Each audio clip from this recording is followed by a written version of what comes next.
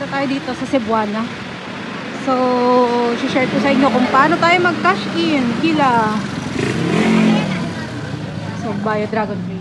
Hello mga kasari, ako ulit si Lizelle. Kumusta po kayo? Ayan, kung meron kayong sari-sari store at nag-o-offer kayo dyan sa sari-sari store nyo ng GCash cash in, cash out, siguradong kailangan nyo rin laging may laman ang GCash wallet nyo. Ano po?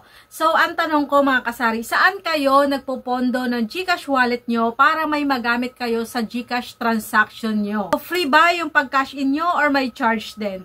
So, importante yan mga kasari kasi dyan din tayo nagbabase ng ipapataw nating charges sa mga customer natin. Kaya wag magtaka yung iba kung magkakaiba yung charges ng mga bawat tindahan kasi magkakaiba naman tayo ng way ng pag-top up sa mga GCash account natin. Kaso ang problema mga kasari, kapag lagi tayo nagde-deposit over the counter, may charge na kapag lumampas tayo ng 8,000 pesos limit sa loob ng isang buwan. Pero ito ang good news mga kasari, nakita ko lang sa post ni GCash na mas pinalaki na yung limit natin hanggang 15,000 at ito ay hanggang December 31. Kaso paano? Kulang pa rin yung 15,000 na funds natin sa loob ng isang buwan. Kaya ngayong video mga kasari, tuturuan ko kayo kung paano makapag-fund in sa GCash ng libre kahit lampas na sa limit. Oo, merong paraan, parang dyan, gamit lang ang ShopeePay at SeaBank. Sa parang yan mga kasari, dahil libre na yung pag-top up nyo, wala nang charge, pwede nyo ring babaan yung mga charges nyo sa mga customer nyo or kaya mas nakatipid at nabawasan yung mga expenses nyo. Alam nyo, may vlog na rin ako tungkol dito, yung free top up sa GCash, kaso via CIMB yun. So nabuhay yung vlog ko na yun. Ang dami na bumalik na mga viewers at nag-comment ulit sa dati kong video tungkol sa libreng top up via CIMB. Doon ko nga nalaman sa comment nila ang tungkol dito na nawala na raw yung pag-top up via CIMB. So tinatanong nila sa comment section kung wala na ba daw ibang way kung paano makapag-top up ng libre. Sa totoo lang, akala ko temporary lang na nawala yung pag-cash in doon sa CIMB. So hanggang ngayon wala pa, ilang linggo na. Kaya ngayon, gumawa na ako ng paraan para meron pa rin kayong option para sa free top up sa GCash account nyo. Maraming options actually sa loob ng GCash app mga kasari. Meron tayong BPI My Save app. Kung malapit kayo sa branch na yan, mas maganda yan. Meron ding bagong Easy Savings ng Cebuana. Kaso hindi ko pa yan na-try.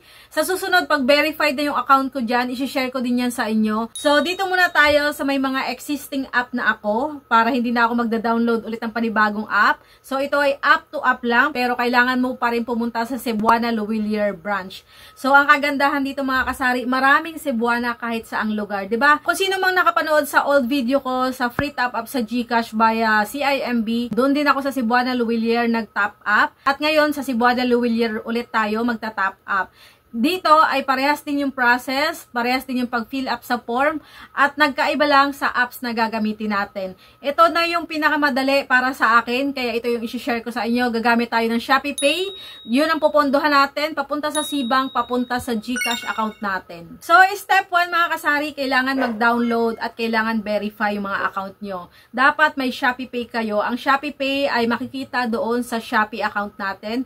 At pangalawa, yung ating SeaBank account. So, mag-download kayo ng SeaBank app, mag-register at hintayin na ma-verify iyon. Sa ShopeePay naman, dapat verified yung account mo para ma-activate yung bank transfer feature sa account mo. So, step 2 mga kasari, ito na yung pagka-cash in natin sa ShopeePay. Punta kayo sa Shopee app nyo, then punta kayo sa ShopeePay, piliin nyo yung cash in mga kasari, and then piliin nyo yung Cebuana Luwilier sa baba. Pindutin nyo yung confirm mga kasari, tapos ilagay nyo yung amount na gusto nyong i-cash in. For example, 500 lang muna. Ayan, trial muna. Titignan muna natin kung makakapag-top up kayo, diba? Pindutin nyo yung pay now. After nyo mapindot yung pay, ay ito na yung lalabas sa screen nyo. Nandito yung reference number, nandito yung payment instruction, kung paano maging successful ang pag-top up nyo. So, dito sa ating ShopeePay ay 100,000 ang maximum na pag-top up. Pero kung may wallet balance ka dyan sa Shopee wallet mo,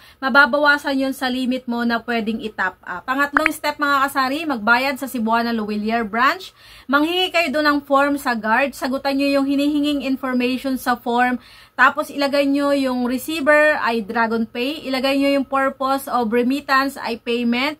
So, yung kasi yung tinuro sa akin ng guard. Tapos ilagay nyo yung reference number at amount na i-deposit. Kailangan makapunta agad kayo sa Cebuana Luwilier bago yung deadline na ibinigay sa inyo dito. 2 days ang ibinigay na deadline sa akin. So, kailangan before 2 days ay makapunta agad ako sa Cebuana Luwilier. After mo maibigay yung form sa counter, ay hintayin mo lang pumasok yung pera sa Shopee Pay wallet mo. So, sobrang bilis lang mga kasari. Real time talaga yung pagpasok ng pondo sa Shopee wallet mo. So, sunod mga kasari ay pag-transfer sa C-Bank. So, bakit natin kailangan munang i-transfer sa C-Bank at hindi diretso sa ating GCash account? Kasi pag didirekta tayo sa GCash account, meron tayong charge na 15 pesos doon sa pag-transfer na iyon. So, dito sa C-Bank, libre lang at instant ito kasi parehong Shopee. So, ang gagawin nyo ay pupunta kayo sa Shopee Pay, piliin nyo yung bank transfer, then piliin nyo yung C-Bank. Ilagay nyo yung amount na itatransfer nyo sa C-Bank at saka yung pinin nyo. After nun, okay na. Magre-reflect na yan sa C-Bank app nyo mga kasari. Sunod mga kasari, ito na yung pinakahuli. Itatransfer na natin yung pondo sa ating GCash account.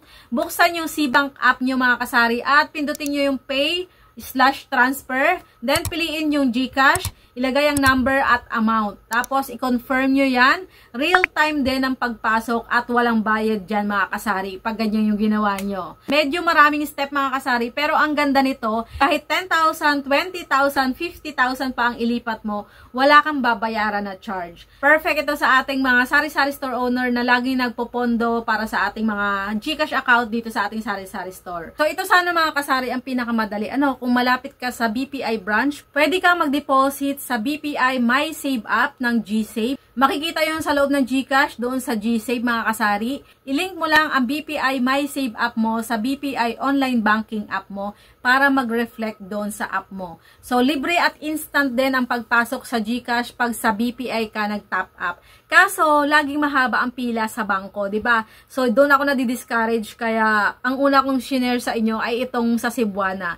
Pero kung malayo kayo sa BPI branch, sa mga bangko katulad ko, ito yung pinaka-practical at hindi na kailangan ng mga bagong apps na kailangan i-download. Kasi karamihan sa atin ay may mga Shopee at C-Bank na sa ating mga cellphone. Pero kung malapit ka sa BPI, pinakamadali yon. Wala ka masyadong kukuting-tingin. Kasi pag na-depositohan mo yung iyong BPI My Save account mo, madali na lang yun i-transfer sa GCash. Isang pindot lang, isang process lang ang gagawin mo. Kumpara dito sa ating Shopee Pay, tapos pupunta ka pa sa Cebuana, dadaan ka pa sa C-Bank bago ka makapunta sa GCash. Dito sa BPI, madali lang. Dito ka lang dadaan sa GSave para makapag-transfer papunta sa iyong GCash account. So, yan mga kasari, sana nakatulong ito para mas tipid tayo sa puhunan at walang kaltas sa bawat cash-in. Medyo mahirap lang magpaliwanag, sana naintindihan nyo.